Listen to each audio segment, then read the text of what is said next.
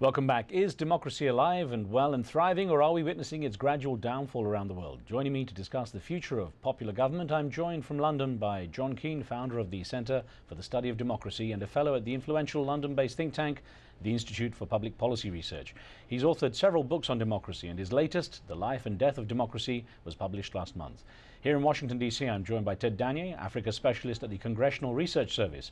He also served as a special advisor to President Clinton's Special Envoy for Sudan and also to the Assistant Secretary of State for African Affairs, Susan Rice. Now, before we get back to our discussion, let's take a look at the results of that chatroom poll. Before the break, we asked, should democracy be enforced at any cost? 26% of you in the chat room said yes, while 74% of you said no. Of course, we have to remember these numbers are not scientific, but a good indication of what people in our chat room are thinking. As we get back to our discussion, Professor Keane, if I could put a question we got from our chat room to you from Jeff in the USA, who says, we in the USA do not enjoy democracy. We suffer in a capitalocracy, where money will buy freedom. Just make sure your source of capital never dries up. Any comments on that? Bit too simple, but I can see what the commentator is trying to say, which is that when a society, a market society, has very considerable inequalities of wealth, that violates the norm, the rule of democracy, that there should be equal power sharing. That's true. But I would also say that something distinctive about democracy since its birth actually before the Greeks, is that it stimulates people's expectations, their hopes of an equalization of power, and it most often disappoints them. So one of the qualities of a democracy, if I may say, in its defense, is that grumbling is normal. And democracies are never better when actually there is grumbling about the lack of resources, of the inequalities of power, and the institutions that don't properly function. At that point, with a bit of luck and under some special circumstances, democracies can be democratized. And certainly that's one of the big political projects, I think, facing the Obama administration. We've got on the line from Switzerland, Isa. Thanks for joining us from there. Isa, what would you like to ask? Actually, it's not a question, it's a comment. Okay. I think the root cause of lack of democracy in Africa, and also the root cause of failed states, is related to three components. One is the legacy of the colonialism, okay, and the Cold War and the post-Cold War. For example, I can cite an example, my country, Somalia. Somalia is a homogeneous nation. Isa? And its impact, the colonialism has impact. They have divided the country into 5 parts. During the Cold War, there was a revival. Okay, Isa, what, because of our lack of time, were there any other, were those the 3 factors you were discussing?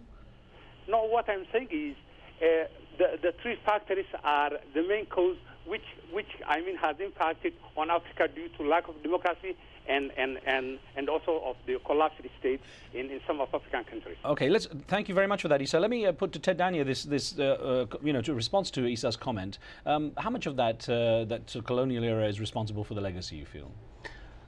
I think to a certain extent it did contribute. If you take Somalia as the example given, you had one part of Somalia colonized by the British and the other by the Italians, and of course at independence they were united.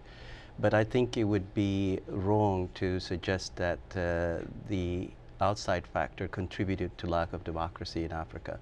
I think it's the poor leadership, and it's the the fact of the matter is that African governments, when they come to power, they came to power either through military coup or through forceful measures. And that has changed beginning in the 1990s, and I think it's important to acknowledge those changes came not as a result of outside pressure, but as a result of pressure from within.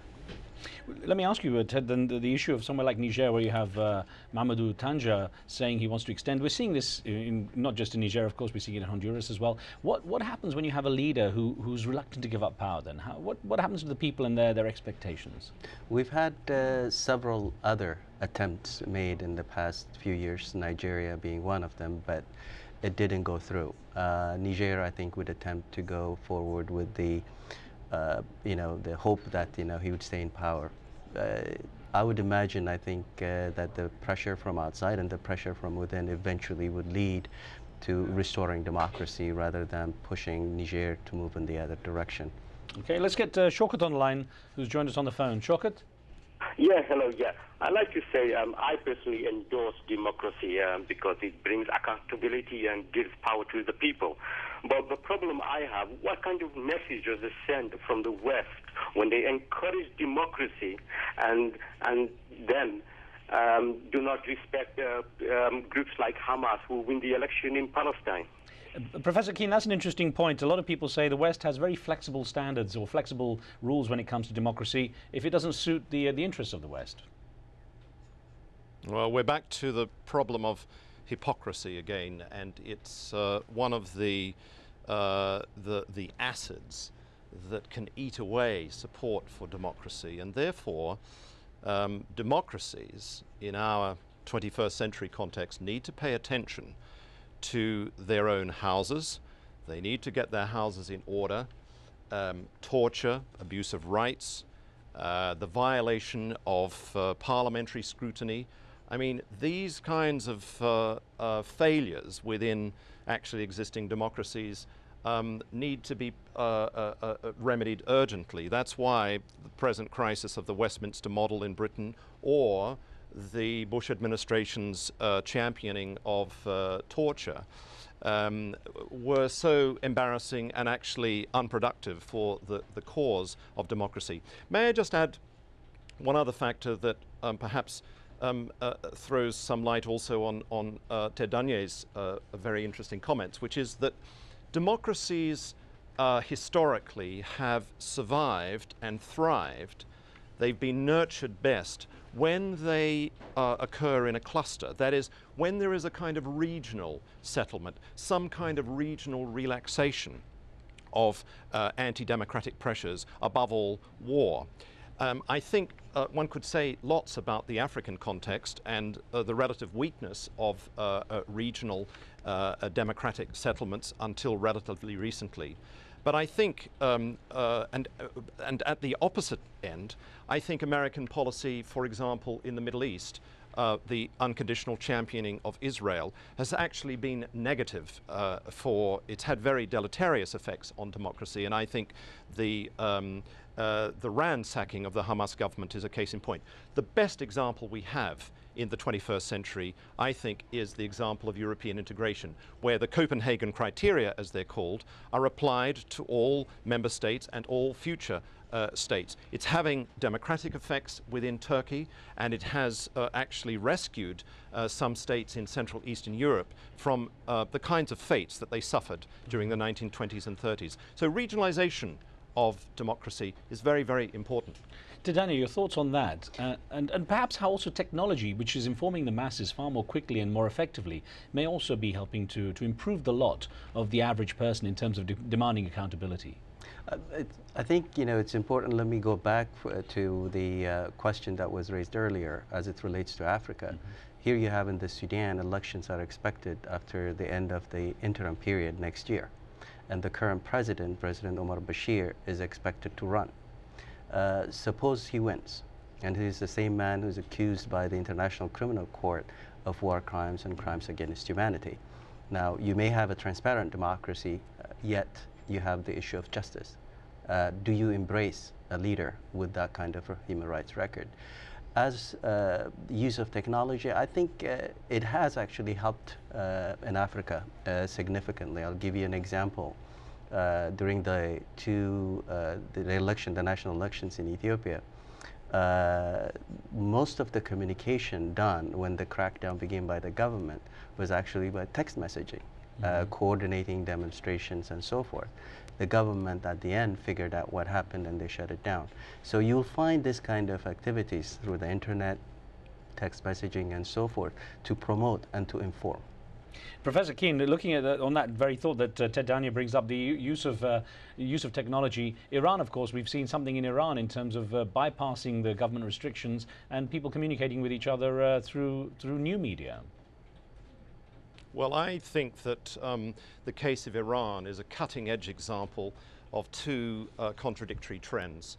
in the field of democracy in this early part of the 21st century. On the one hand, there are attempts in various contexts around the world by leaders using state regimes to reinforce and to concentrate their power, ultimately through terror and violence, but through appealing to the people, presenting themselves as servants of the people. What could be more democratic than that? On the other hand, is the trend found within the opposition in Iran, clustered around Mr. Mousavi, using all of this new galaxy of internet-based communication to call for the deconcentration of power, the respect for rights, the promotion of civil society, the development of what I've called in my Life and Death of Democracy,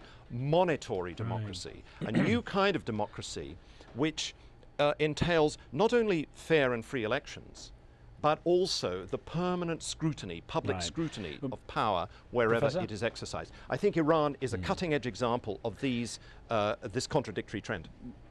Well, Professor, I have to thank you there. Unfortunately, such a fascinating subject and we're out of time. Thank you very much. And Ted Dania, thank you too. It's a pleasure. My pleasure. Good to have you both here. Now, thank you for being with us. On the next show, just hours before polls open in Indonesia, the world's most populous Muslim country, can President Susilo Bambang Yudhoyono deliver on his promises of reform if he's given a second term? Remember, you can join us on Twitter at the address below, twitter.com/AJ Riz Khan. From me and the team, see you next time.